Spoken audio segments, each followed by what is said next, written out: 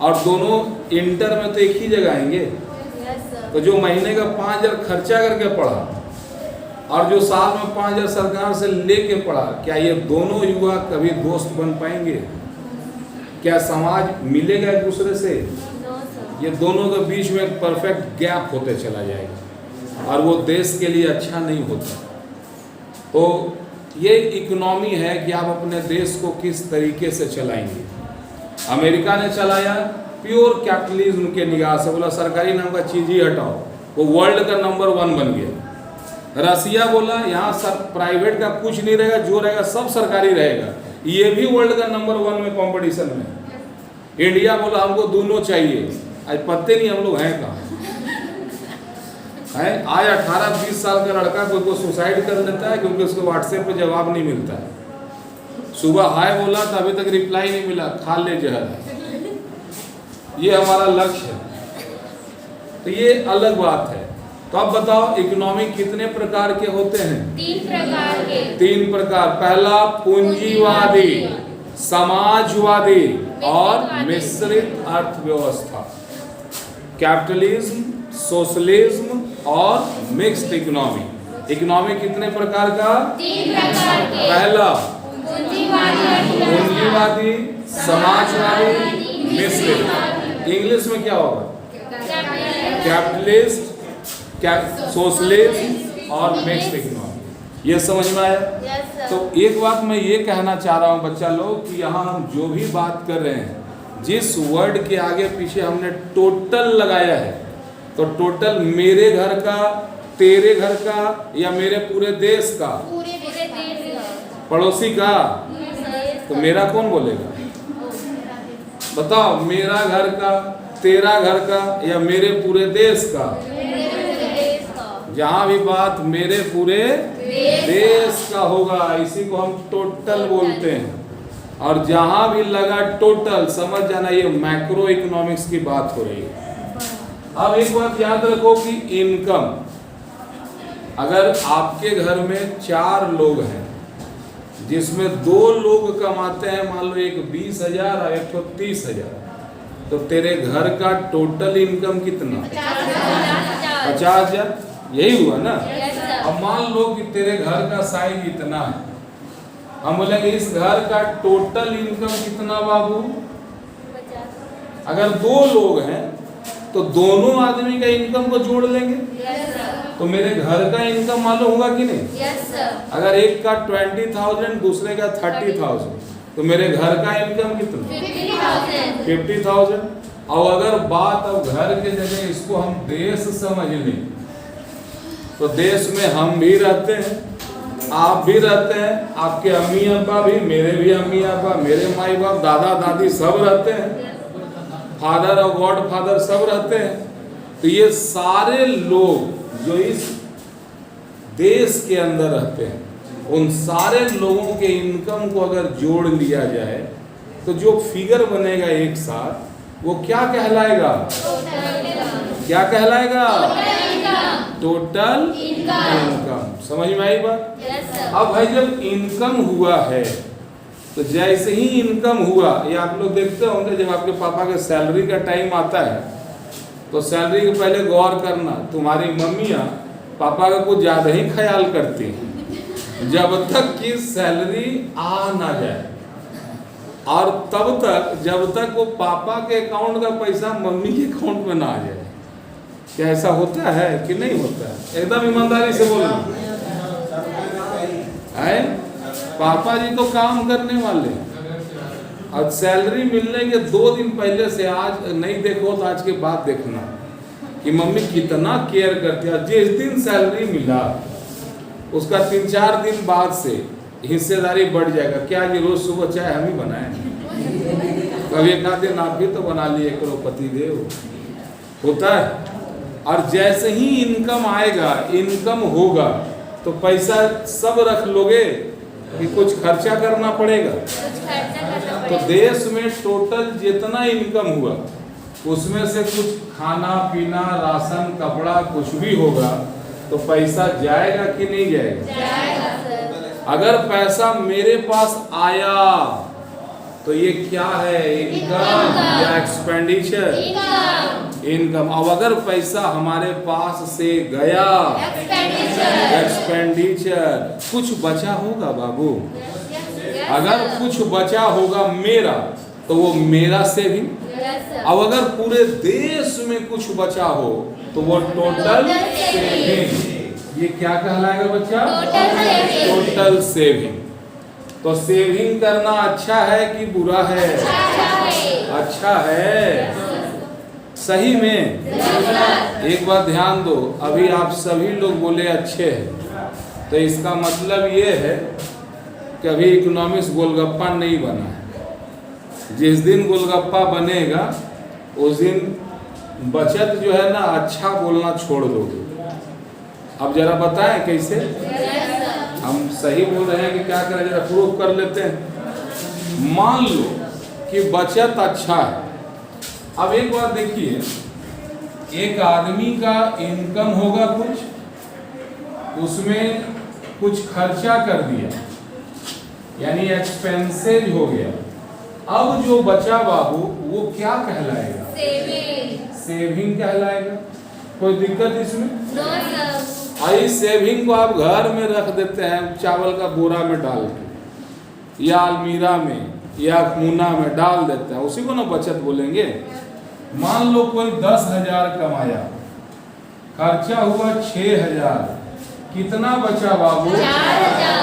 4,000 बच गया।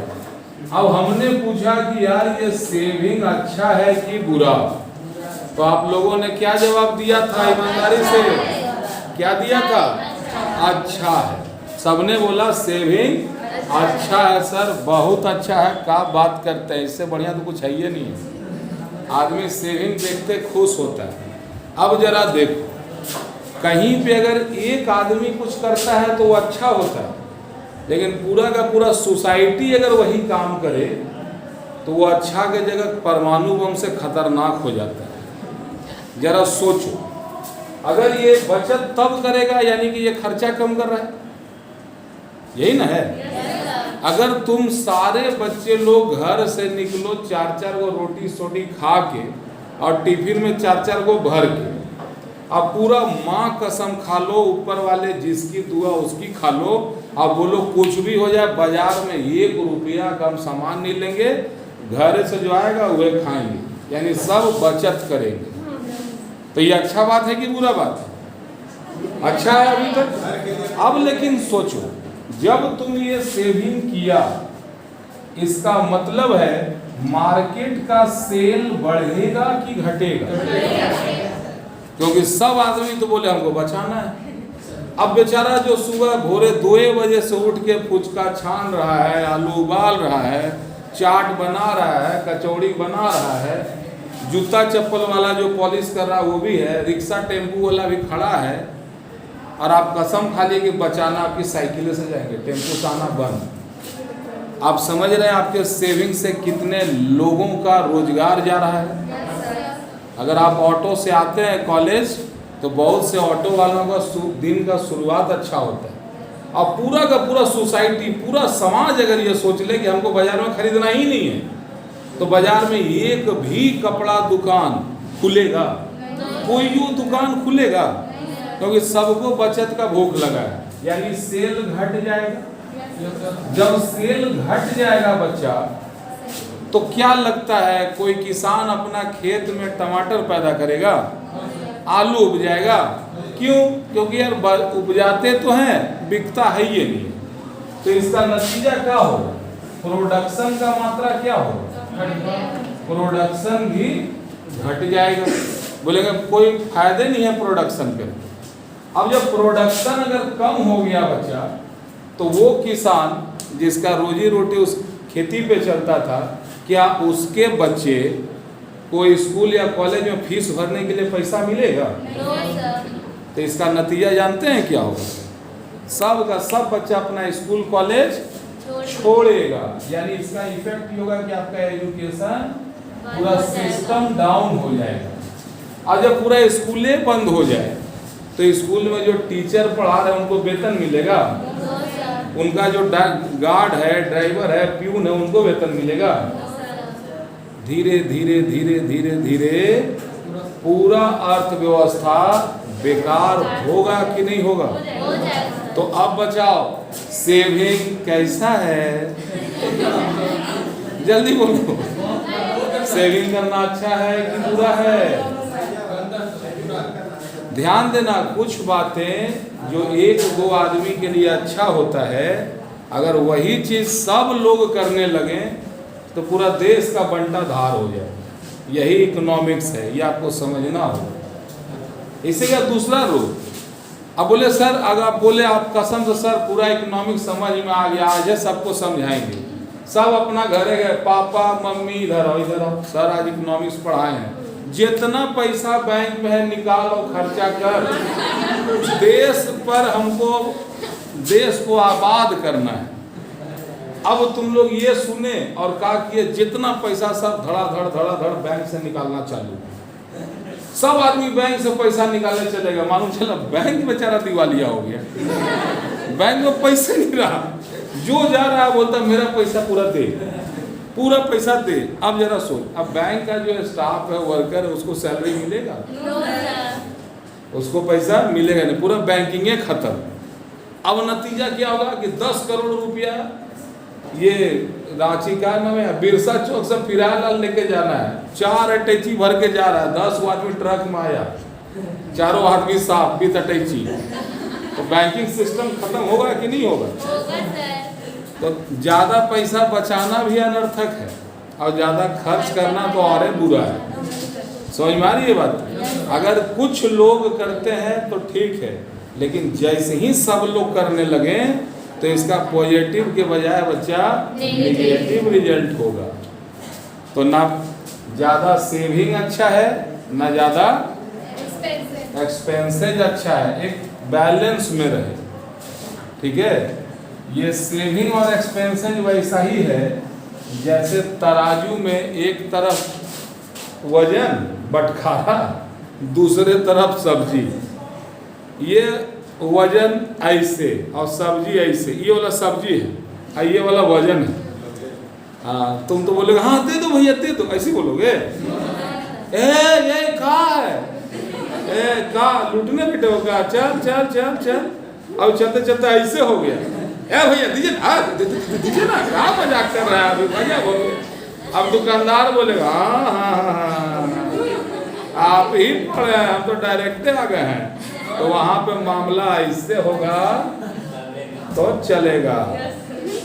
ठीक है, ये दोनों बैलेंस होना चाहिए। यानी टॉपिक है मेरा इनकम और एक्सपेंसेस, ये दोनों अगर बराबर होता है तो ये दुनिया चलता है। और यही हम लोग पढ़े थे सर्कुलर फ्लो ऑफ इनकम में, जितना आया उतना जाना चाहिए। समझ में आ रही है बात? तो ये सेविंग समझ में आया? अब पुचका टाइप में याद आएगा ना इसका फोटो कि सेविंग का मतलब क्या होता है। ध्यान देना, कोई वर्ड सुनने के साथ उसका एक इमेजिन आपके माइंड में आना चाहिए, कुछ होना चाहिए कि इसका मतलब ये होता है, ये हम समझे। तो इनकम, एक्सपेंडिचर, सेविंग क्लियर है। आप प्रोडक्शन देखो, प्रोडक्शन ये बात को समझो और कंजम्पशन ये बात को समझो। प्रोडक्शन क्या है बच्चा? किसी भी वस्तु का रंग,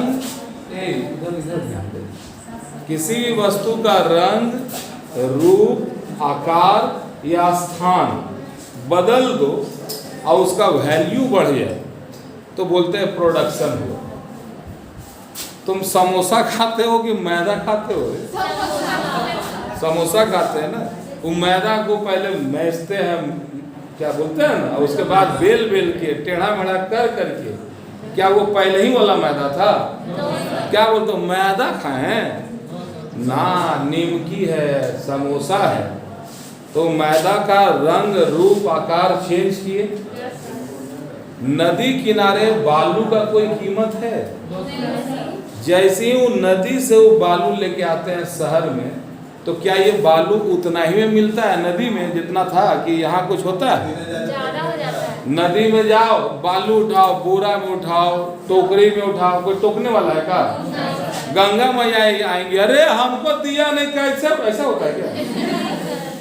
और शहर में किसी घर के आगे कोई ट्रक बालू रखल है, तो 1 किलोया प्लास्टिक लेकर के खाली वहां पे ऐसे खाली झुको, ऊपरे से आवाज ए का क्या?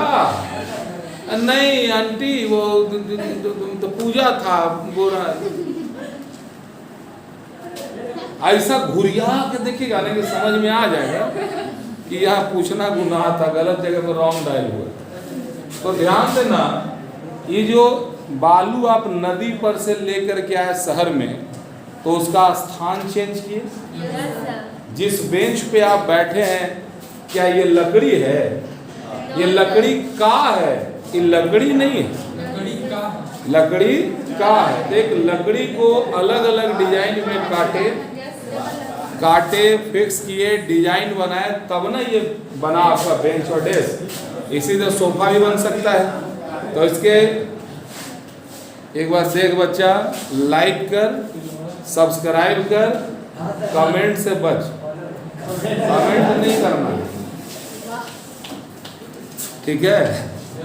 तो ध्यान देना कि लकड़ी का रंग बदले, रूप बदले, डिजाइन बदले, तब ना वो महंगा हुआ। एक जो लकड़ी है उसका कीमत और एक बेड पलंग का कीमत दोनों बराबर होगा क्या? तो जैसे ही रंग, रूप, आकार या स्थान, प्लेस बदलते हैं और उसका वैल्यू बढ़ जाए, तो हम बोलेंगे कि ये प्रोडक्शन हुआ है। तो ये सब काम करने में इनकम होगा कि खर्चा होगा? इनकम होगा। धन्य। कस्टमर आएगा, तुम सिंघाड़ा होटल खोला है, कस्टमर आएगा, पहले एडवांस जमा कीजिए भाई, क्या को समोसा खाना है, 12 रुपया दीजिए, कल समोसा देंगे। तू ये वो दुकान है? पहले दुकानदार माल बनाता है कि पहले ही बेच देता है?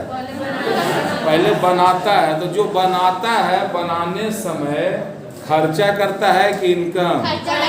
खर्चा।